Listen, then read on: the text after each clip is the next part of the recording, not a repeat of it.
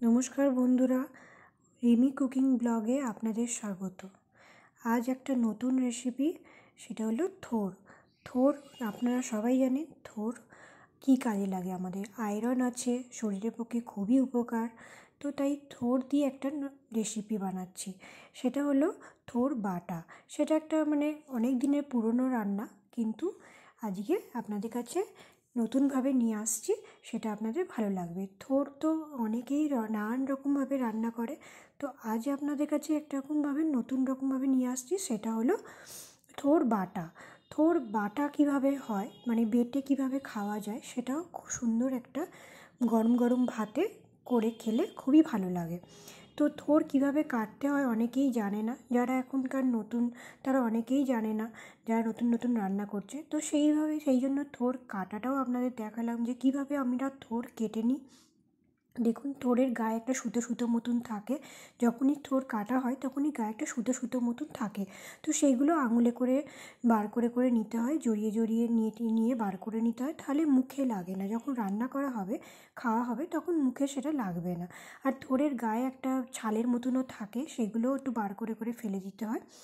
তো এইভাবে থোরগুলো আমি গোল গোল করে চাকা চাকা করে কেটে নিলাম।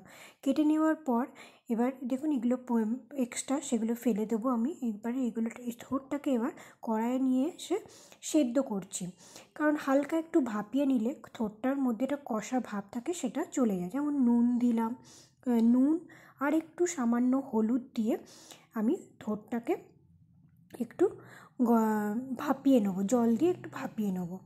তো ভাপিয়ে নিলে কী হবে, থোরের মধ্যে একটা কষা কালচে ভাব থাকে, সেটা বেরিয়ে যাবে।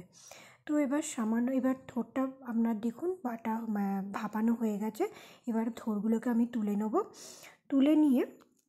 থোরগুলো তুলে নেওয়ার পর দেখুন, আস্তে আস্তে একটা একটা করে তুলে নিচ্ছি। তো এইগুলো তুলে নেওয়ার পর থোরটা আমরা বেটে নেব। তো একটু ঠান্ডা করেই বাটবো, এখন গরম আছে, গরমটা যখন একটু ঠান্ডা হয়ে যাবে তখন বেটে নেব। তো দেখুন, থোরগুলো তুলে নিচ্ছি। দেখুন, জলটা একটা কালচে ভাব আছে, জলের মধ্যে কষটা বেরিয়ে গেছে। তো এই জলটা আমরা ফেলে দেবো। এবার থোরটা আমরা দেখুন মিক্সিতে নিয়ে এসে আমার যেহেতু মিক্সির বাটিটা বড়, তাই শুধুমাত্র থোরটা বাটছি না, কারণ আমার বড় বাটিতে অল্প সর্ষে বাটা যায় না, তাই জন্য আমি সর্ষেটাও মিক্সির সাথে এই থোরের সাথে মিক্সি করে নেবো একেবারে। তো থোরগুলো সবকটাই দিয়ে দিচ্ছি।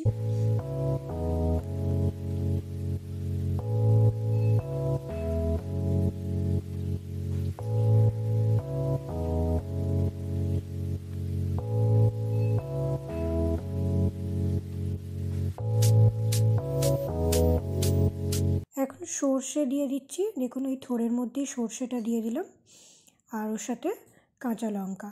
যে যেমন ঝাল খায় সেরকম অনুযায়ী দিতে পারে। আমি ঝালটার জন্য, অনেকটাই থোর, সেই জন্য ঝালটার জন্য একটু বেশি করে কাঁচা লঙ্কা দিলাম, আর একটু জল দিয়ে দিলাম যাতে ভালো করে বাটা যায় থোরটা।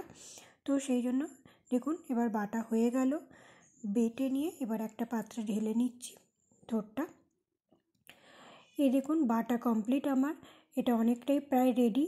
এর সাথে এবার আমি কড়াতে এবার তেল দেবো। এটা একটু বেশি তেল লাগে, কারণ এটা একটু শুকনো শুকনো হয়, আর গরম ভাতে তো খুবই সুন্দর লাগে। তো সেই জন্য কড়াতে একটু বেশি করেই তেল দিলাম। এবার শুকনো লঙ্কা ফোড়ন দেবো। তো আমি 2টো শুকনো লঙ্কা দিলাম, আর শুকনো লঙ্কাটা বেশ ভালো করে গরম হয়ে গেলে লাল লালভাবে, তারপরে ওটাতে কালো জিরে ফোড়ন দিলাম।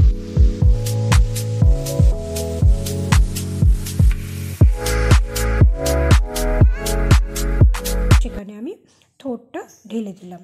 দেখুন, এবার থোরটা ওই তেলের মধ্যে ভালো করে নাড়তে হবে। যখন পুরো থোরের যে জলটা আছে, সেই জলটা যখন শুকনো শুকনো হয়ে যাবে, তখন জানবেন এই রান্নাটা কমপ্লিট। ঠিক আছে? তো এখন থোরটাকে ভালো করে নাড়তে হবে, নেড়ে নেড়ে পুরো জলটা শুকনো শুকনো করে ফেলতে হবে। একদম কড়া থেকে যখন লেগে যাবে, তখনই এটা খুব সুন্দর লাগবে, একদম রেডি হয়ে যাবে। তো এর মধ্যে আমি নারকেল দিতে হবে থোড়ের মধ্যে। তো এই নারকেলটা মিক্সিও করা যায়, আপনারা ভাবছেন যেটা থোড়ের সাথে মিক্সি করে নিলেও তো এটা ভালোভাবে হতো। হ্যাঁ, নিশ্চয়ই হতো, কিন্তু আমি এখানে একটু নারকেলটা কুড়ে নিয়েছি। আর কুড়ে নিয়ে একটু ভালো করে যদি কজলে নারকেল থেকে দুধটা বার করে নিয়ে সেই নারকেলটাই যদি আপনারা এই থোড় বাটার মধ্যে দেন, দিয়ে নাড়েন, তাহলে কিন্তু থোড়টা খুবই সুন্দর খেতে হয়। আপনারা বিশ্বাস করুন, সত্যিই খুব সুন্দর খেতে হয়। তো এই থোড়ের সাথে নারকেলটা যদি না বেটে আর যদি এমনি হাতে করে দুধটাকে বার করে নিয়ে তারপরে যদি থোড়ের মধ্যে দেন, তাহলে এটা সত্যিই ভালো হয়। তো থোড়ের মধ্যে নুন, হলুদ আর একটু সামান্য চিনি দিয়ে দিলাম। তো যাতে টেস্টটা ব্যালেন্স হয়, সেজন্য চিনিটা একটু দিতে হয়। তো পরিমাণ মতো নুন, হলুদ আর সামান্য একটু চিনি দিয়ে দিলাম। দিয়ে এবার থোড়টাকে ভালো করে নেড়ে নিয়ে তারপরে লাস্টের দিকে নারকেলটা দিয়ে খুব ভালো করে নাড়তে হবে। তো দেখুন পুরো অনেকটাই জল শুকিয়ে এসছে, আর একটু ভালো করে পুরো একদম শুকনো হয়ে কড়া থেকে যখন উঠে যাবে, মানে একদম গুটিয়ে যাবে থোড় বাটাটা, তখন জানবেন একদম রেডি। তো এটা এখনও খানিকক্ষণ হবে, কারণ ওটার থেকে জলটা এখনও পুরোপুরি শুকোয়নি। তো নারকেলটা দিয়ে দিলাম পুরোপুরি, এবার নারকেলটা দিয়ে দিলাম। এবার নারকেলটা দেওয়ার পর এবার ভালো করে একটু নারকেলটার সাথে থোড়টা মিশিয়ে দেবো।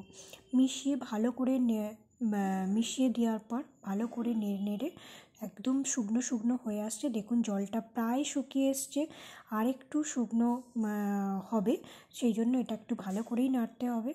তো এই রেসিপিটা আপনাদের যদি ভালো লাগে এই রেসিপিটা দেখে, তাহলে অবশ্যই আপনারা এই চ্যানেলটি সাবস্ক্রাইব করবেন, আর একটা পাশের ঘন্টিটা প্রেস করে রাখবেন, যাতে যখনই আমি নতুন ভিডিও আপলোড করব তখনই আপনাদের কাছে নোটিফিকেশান চলে যাবে। তো ওপর থেকে একটুখানি তেলও দিয়ে দিলাম। দেখুন এই এই রান্নাটাতে একটু তেলটা বেশি লাগে, আর একটু কাঁচা তেল দিয়ে যদি খাওয়া যায় তাহলে তো অপূর্ব লাগে, সুন্দর, মানে অতি সুন্দর লাগে। এটা বহু পুরনো রান্না, আগেকার দিনের মা ঠাকুমারা এটা এরম ধরনেরই রান্না করতো। তো দেখুন এই রান্নাটা প্রায় কমপ্লিট হয়ে গেছে। দেখুন পুরো গুটিয়ে উঠে আসছে, তার মানে জানবেন এই রান্নাটা পুরো কমপ্লিট। তো এবার আমরা সার্ভ করব।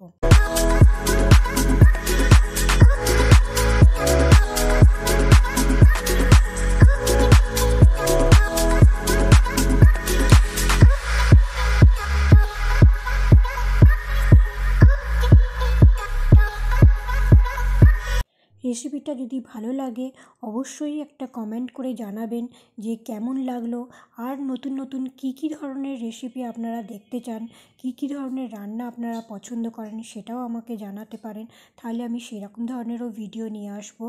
আর এই রেসিপিটা যদি ভালো লাগে অবশ্যই আপনারা কমেন্ট করবেন, আর সাবস্ক্রাইব করে রাখবেন, আর একটা লাইক দেবেন, আর পারলে একটা শেয়ারও করে দেবেন। Thank you.